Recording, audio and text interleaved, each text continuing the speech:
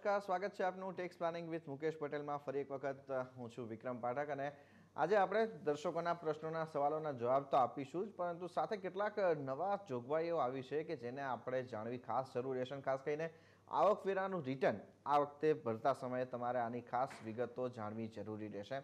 આ સમગ્ર મુદ્દા ઉપર ચર્ચા કરીશું આપણા કરવેરા નિષ્ણાંત મુકેશભાઈ પટેલ સાથે. મુકેશભાઈ, સ્વાગત છે CNBC બજારમાં. પહેલો પ્રશ્ન અહીંયા એ રહેશે કે સ્પેસિફાઈડ ફાઇનાન્શિયલ ટ્રાન્ઝેક્શન માટેનું એક રજિસ્ટ્રેશન કરીને રિટર્ન ફાઇલ કરવા માટેની એક નિયત સમય મર્યાદા આપી હતી 31મી મે.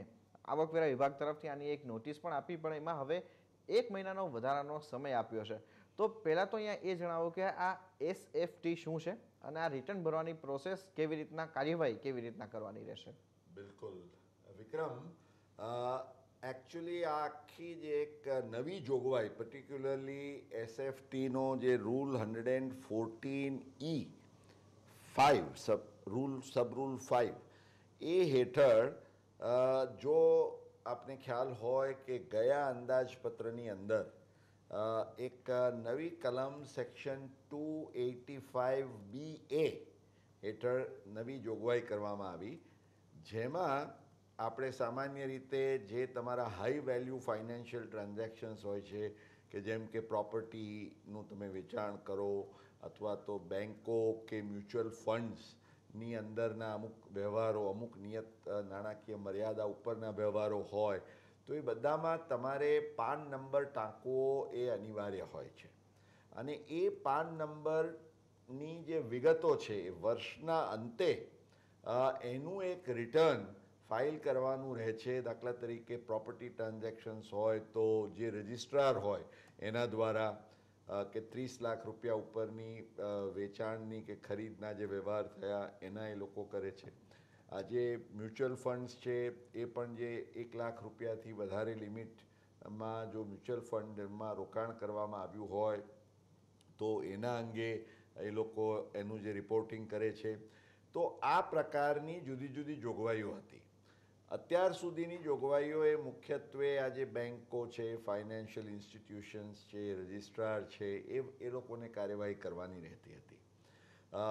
પરંતુ આ વર્ષથી એક જે નવી જોગવાઈ આવી તે અનુસાર નાણાકીય વર્ષ દરમિયાન જો કોઈ પણ એક વ્યવહાર ₹2 લાખથી વધુ રોકડ સ્વીકારવામાં આવી હોય, એટલે કે આજે કોઈ પણ આજે કરદાતા હોય અને આ જોગવાઈ એ લોકોએ ફોર્ચ્યુનેટલી કોઈ પણ એટલે નાનો કરદાતા એના ટ્રેપમાં કે મુશ્કેલીમાં ન આવે માટે એમણે ટેક્સ ઓડિટને પાત્ર આવકવેરાના કાયદાની કલમ 44AB હેઠળ ટેક્સ ઓડિટને જે પાત્ર હોય એવા કોઈ પણ કરદાતા, એટલે પ્રોપ્રાઇટર હોય, પાર્ટનરશિપ ફર્મ હોય, કંપની હોય, કોઈ પણ, તો એના કેસમાં એમણે જો વર્ષ દરમિયાન કોઈ પણ એક નાણાકીય વ્યવહાર હેઠળ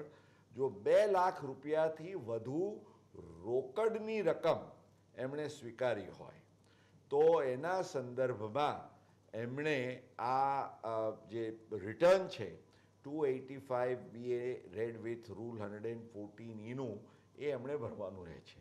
અને એમાં જે શખ્સ પાસેથી એમણે આ 2 લાખ રૂપિયાથી વધુ રકમ રોકડમાં મેળવી હોય, ચેકથી મેળવી હોય તો કોઈ ચિંતા કરવાનું કારણ નથી, પણ જો રોકડમાં મેળવી હોય, ભલે તમારા હિસાબની અંદર આવેલી હોય તો પણ આવી રોકડ રકમના વ્યવહારોના સંદર્ભમાં તમે જેની પાસેથી રોકડ મેળવી છે એ શખ્સનું નામ, સરનામું અને પાન એ તમારે લેવો પણ અનિવાર્ય છે. દર્શક મિત્રોને યાદ હશે, આપણે આ જ કાર્યક્રમમાં અગાઉ એના વિશે ચર્ચા પણ કરી ચૂક્યા હતા. પરંતુ આ રિટર્ન ભરવાનો પહેલો અવસર ઊભો થયો છે. તો આ રિટર્ન ભરવા માટેની કાર્યવાહી 31મી મે સુધીમાં નિયત કરવામાં આવી હતી. હવે આ પહેલી વારની જોગવાઈ હોવાને કારણે તમારે સૌ પ્રથમ તો આ રિટર્ન ભરવા માટે you have to get your self registered. હવે ઇન્કમટેક્સ ડિપાર્ટમેન્ટ તરફથી શું થયું કે લગભગ ટેક્સ ઓડિટને પાત્ર એવા ઘણા બધા એકમોને આવી નોટિસો બજાવવામાં આવી, લગભગ તમામ એકમોને, કારણ કે ડિપાર્ટમેન્ટને ખબર ન હોય કે તમને એ જોગવાઈ લાગુ પડે છે કે કેમ. એટલે સૌથી પહેલાં તો મોટામાં મોટી મૂંઝવણ એ થઈ કે ભાઈ તમે કોઈ પણ વ્યવહાર ન કર્યો હોય અને આવી નોટિસ મળે તો પણ જો તમારે રજીસ્ટર થવાનું અને પછી રિટર્ન ભરવાનું, તો એ તો that is too cumbersome a process. એ તમારા માટે એક બહુ મુશ્કેલીભરી પરિસ્થિતિ થાય. એટલે એના ઉપર રજૂઆત થઈ.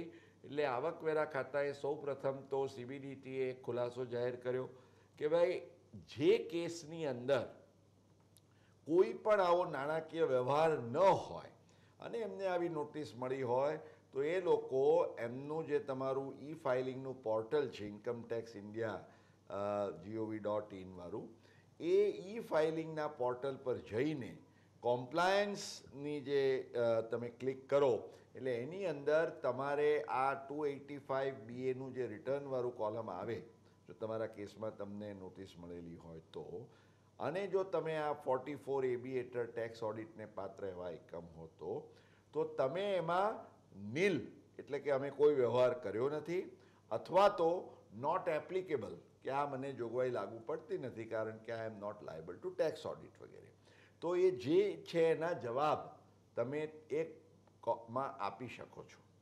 હવે આ 31મી મે સુધીનો જે સમય હતો એ ખૂબ મર્યાદિત સમય હતો. એટલે જેમને કદાચ પહેલીવાર રજિસ્ટર થઈને પછી રિટર્ન ભરવાનું હોય કોમ્પ્લાયન્સ માટે, એમને માટે એક બહુ મૂંઝવણભરી પરિસ્થિતિ ઊભી થઈ. એટલે રજૂઆતો પણ કરવામાં આવી કે ભાઈ તમે અમને સમય આપો.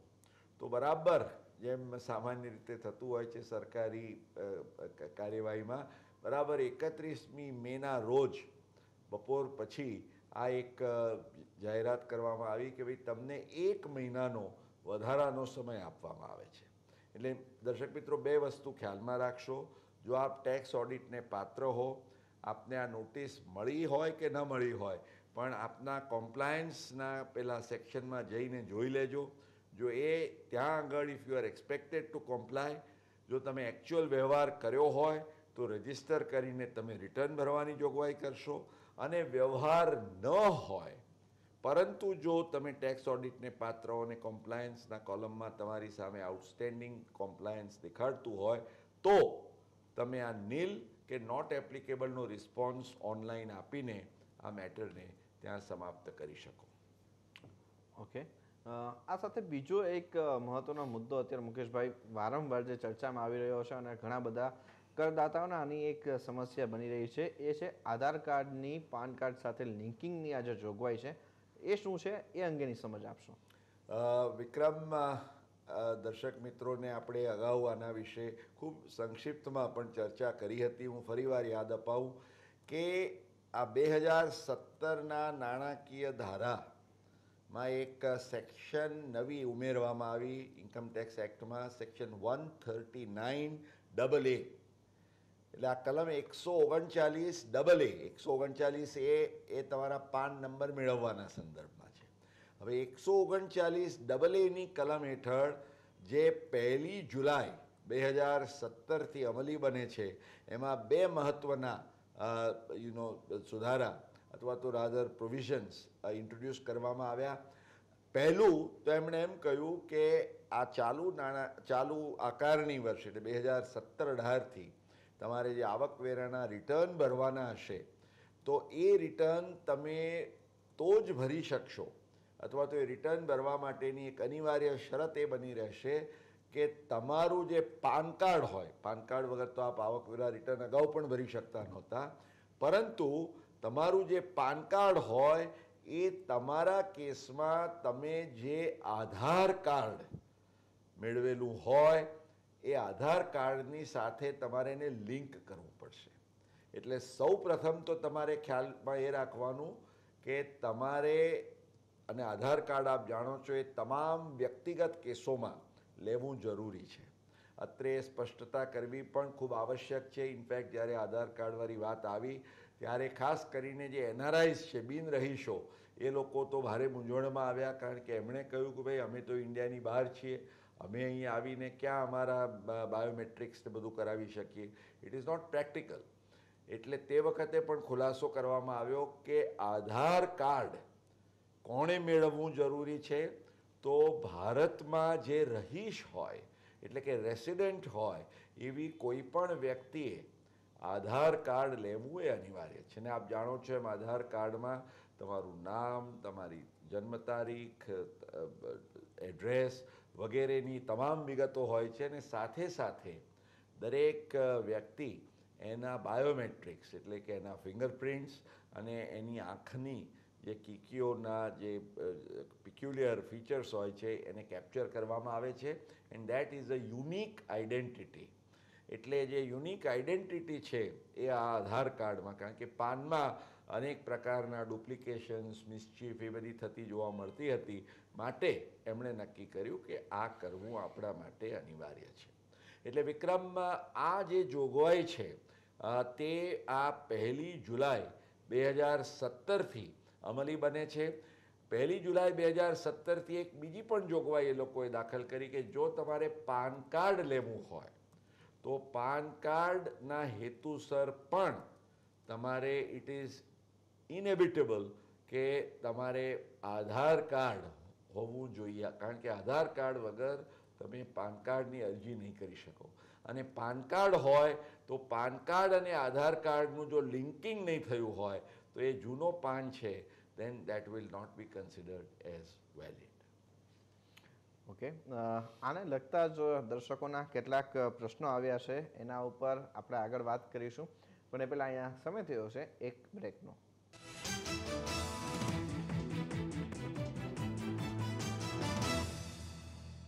Welcome back. આપ જોઈ રહ્યા છો tax planning with Mukesh Patel, અને હવે દર્શકોના સવાલ જવાબનો સિલસિલો શરૂ કરીએ. આધાર કાર્ડની અહીંયા આપણે વાત કરીએ, અને મુકેશભાઈ, આપણા ઘણા બધા દર્શકોને આ આધાર કાર્ડને લગતા જ કેટલાક પ્રશ્નો અને મૂંઝવણો છે. સૌપ્રથમ અહીંયા આપણી પાસે એક ચૈતાલીબેન શાહનો પ્રશ્ન છે. એમનો પ્રશ્ન એ છે કે આધાર અને પાન કાર્ડ જે લિંક કરવા માટેની પ્રોસેસ છે એ કેવી રીતના કરવાની રહેશે એના માટેનો, તો એ શું કહેશો, કેવી રીતના આખી પ્રોસેસ એમને કરવાની રહેશે? ચૈતાલીબેન, તમારો પ્રશ્ન ખૂબ જ મહત્ત્વનો છે. ઇનફેક્ટ આ જે લિંકિંગ છે એ પ્રમાણમાં એક એને ખૂબ સરળ એવી પ્રક્રિયા બનાવવામાં આવી છે.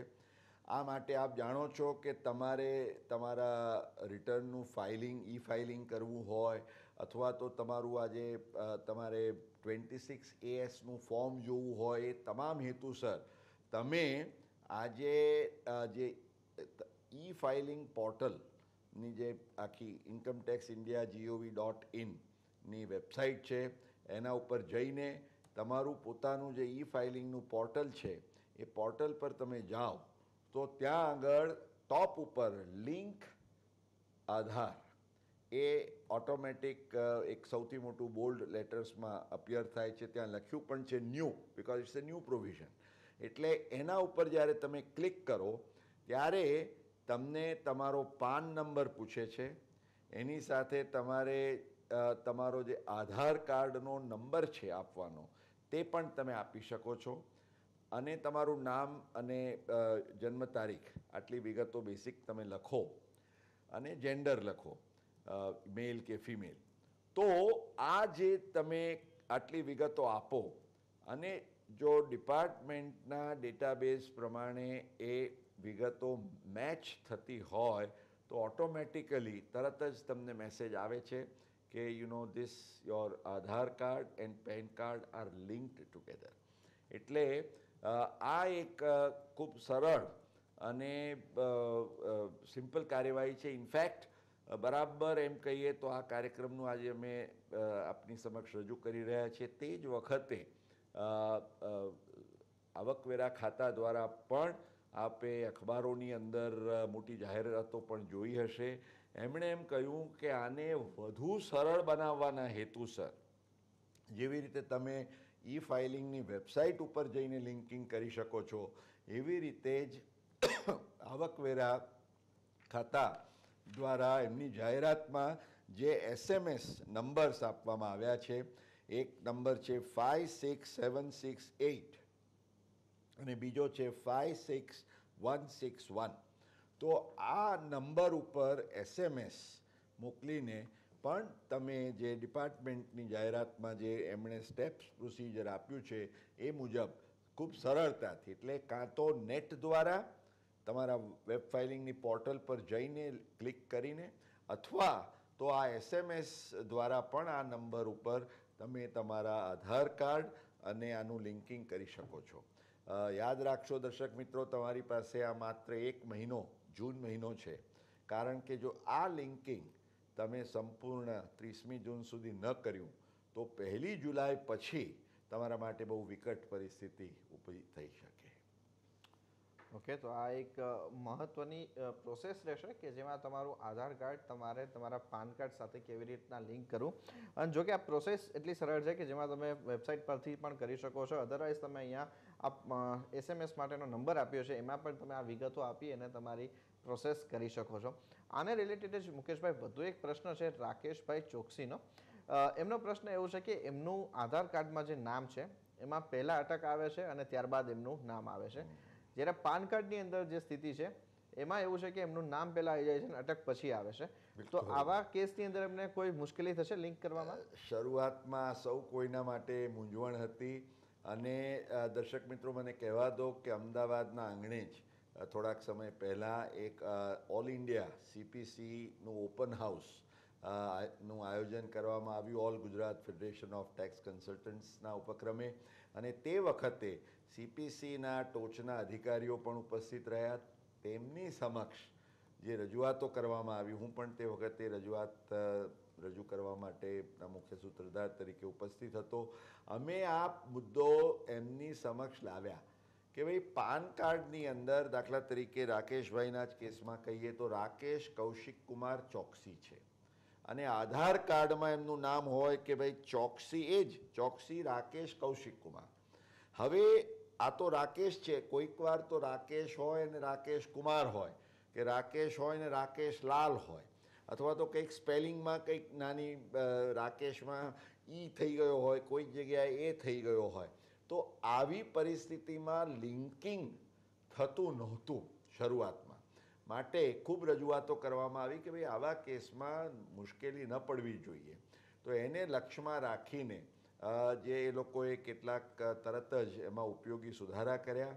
ઇનફેક્ટ આ આપણે જેમ ચૈતાલીબેનને પ્રશ્નમાં મેં સમજાવ્યું કે તમે તમારી ઈ ફાઇલિંગની પોર્ટલ પર જાઓ તો ત્યાં એક નાનકડી નોટ પણ મૂકેલી છે અને એ ખૂબ મહત્ત્વની નોટ છે. એમાં એમ કહ્યું છે કે જો તમે પુરુષ છો કે સ્ત્રી, એટલે કે યોર જેન્ડર, અને તમારી જન્મ તારીખ, કારણ કે એ બે વસ્તુઓ બહુ યુનિક છે, એ જો બે મેચ થતી હોય અને કદાચ નામમાં મિસમેચ હોય, આ રાકેશભાઈએ જેમ દાખલો આપ્યો તેમ, તો તેવા કેસમાં આજે તમે obviously there is a minor mismatch, પણ એ મિસમેચ જો બીજી બે વસ્તુઓ મેચ થતી હશે, મેં કહ્યું એ પ્રમાણે જેન્ડર અને તમારો યોર બર્થડે, તો એવા કેસમાં તમારો જે રજિસ્ટર્ડ સેલફોન નંબર હોય ડિપાર્ટમેન્ટ પાસેથી તમારા પાન કાર્ડની વિગતોમાં,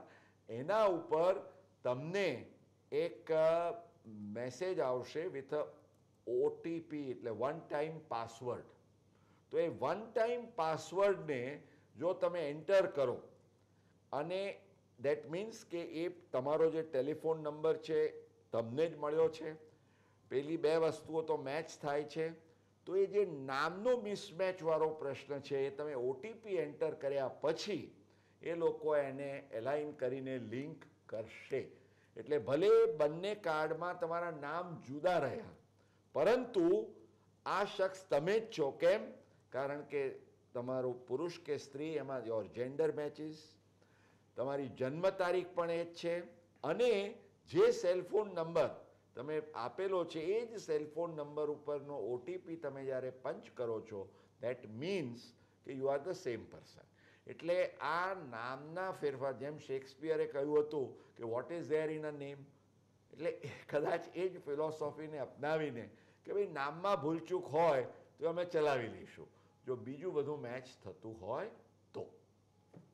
ઓકે, પણ મુકેશભાઈ કદાચ શેક્સપિયર ભારતની મુલાકાતે નહીં આવ્યો એટલે એમને ખબર નહીં હોય.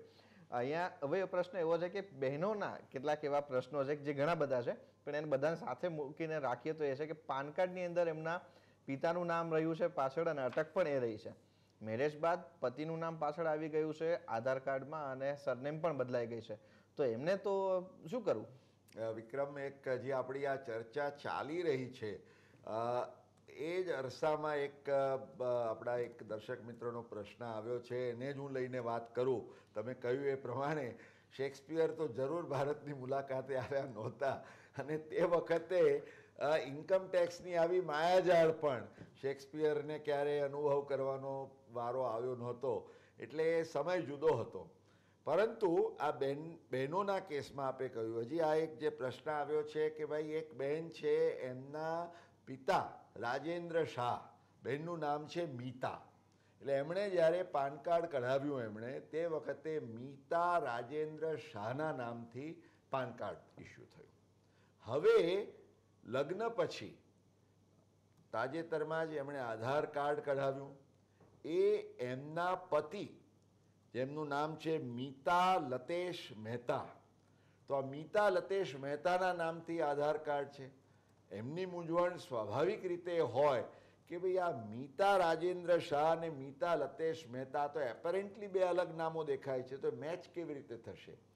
તો દર્શક મિત્રો અને આ બહેનોને સૌને આ જે મેં અગાઉ વાત કરી ભાઈ આપણા મિત્ર રાકેશભાઈના પ્રશ્નના સંદર્ભમાં, એ જ ફોર્મ્યુલાના આધારે જો મીતાબહેનના જન્મ તારીખ અને ઓબ્વિયસલી એ પોતે સ્ત્રી છે, આ બે બાબતો નિર્વિવાદ છે, એ મેચ થતા હોય તો એમને એમના સેલફોન નંબર ઉપર ઓટીપી વન ટાઈમ પાસવર્ડ આવે, એ એન્ટર કરી દે તો આ બંનેને લિંક મળી જશે. There is no problem. માની લો કે એ લોકો મિસમેચ કંઈક એવો મેજર દેખાડે છે, તો પણ દર્શક મિત્રો એક છેલ્લે જો આપને આના માટેની એક ઉપયોગી સલાહ આપું તો એ છે કે જે તમારા ઈ ફાઇલિંગ પોર્ટલ ઉપર તમે જાઓ ત્યાં આગળ દેર ઇઝ વન કોલમ જેમાં લખ્યું છે અપડેટ પેન ડિટેલ્સ ઓર અપડેટ આધાર ડિટેલ્સ. એટલે ઘણીવાર એવું બને કે તમે તમારો સેલફોન નંબર બદલાવ્યો, તમારું સરનામું બદલાવ્યું, માની લો કે તમારા લગ્ન પછી તમારું નામ હવે જે પાન કાર્ડનું છે એને તમારે બરાબર તમારા આધાર કાર્ડના સાથે જ, એટલે તમારા હસબન્ડ અને બંનેના તમારે એક સાથે ટેલી કરવા છે. તો આવા પ્રકારની સિચ્યુએશન્સમાં પણ જે અપડેટ પાન કે અપડેટ આધારવાળા ઉપર તમે ક્લિક કરીને જાઓ તો ત્યાં વિસ્તૃત માહિતી તમારે ભરવાની હોય છે, જે પર્ટિક્યુલરલી તમે અપડેટ કરવા માંગો છો. એટલે કે નામ છે, સરનામું છે, કારણ કે ક્યારેક સરનામું પણ બદલાય, તમારો ટેલિફોન નંબર કે ઈમેલ આઈડી તમે કાં તો આપેલું જ નથી અગાઉ અને હવે આપવા માંગો છો, અથવા અગાઉ આપેલું હતું અને તમે બદલવા માંગો છો. તો આવા કેસોની અંદર તમે શું કરી શકો, તો આ તમે વિગતો સંપૂર્ણપણે ભરીને તમારે સબમિટ કરવાનું હોય છે, અને તમને એની સાથે એક એકનોલેજમેન્ટ મળી જાય છે કે આ જે તમે એકનોલેજમેન્ટ તમને મોકલવામાં આવી છે એને ટ્રેક કરતા રહેશો, અને ટૂંક સમયની અંદર એ ચેન્જીસ થયા પછી તમને જે લિંકિંગ છે એ જો મેજર મિસમેચનો ઇસ્યુ હોય તો એ પણ રિઝોલ્વ થઈ શકે. માઇનર મિસમેચ માત્ર નામનો હોય તો મેં કહ્યું એ આ ઓટીપીની કાર્યવાહી દ્વારા ખૂબ સરળ રીતે થઈ શકે. એટલે વિક્રમ, આપણે દર્શક મિત્રોએ સમજવું પડશે કે 1 જુલાઈ પછી આધાર વગર તમે આવકવેરાના હેતુસર નિરાધાર થઈ જશો. એટલે દર્શક મિત્રો ભૂલશો નહીં, આ જૂન મહિનો છે, ખૂબ મહત્ત્વનો છે. આ કાર્યવાહી તમારે પૂર્ણ કરવાની છે, અને મને ખૂબ આનંદ છે કે દર્શક મિત્રોએ આના અંગેના જેટલા પ્રશ્નો પણ આજે પૂછ્યા એ તમામને આપણે આજે વિસ્તારપૂર્વક ચર્ચા કરી શક્યા છીએ. બિલકુલ મુકેશભાઈ, આ તો આધાર કાર્ડને લગતા પ્રશ્નો છે, પણ કેટલાક આધાર કાર્ડ સિવાયના પણ પ્રશ્નો આપણી પાસે આપણા દર્શકોને આવ્યા છે, પણ અત્યારે સમય ઓછો હોવાને લીધે આપણે એને સમાઈ નથી શકતા.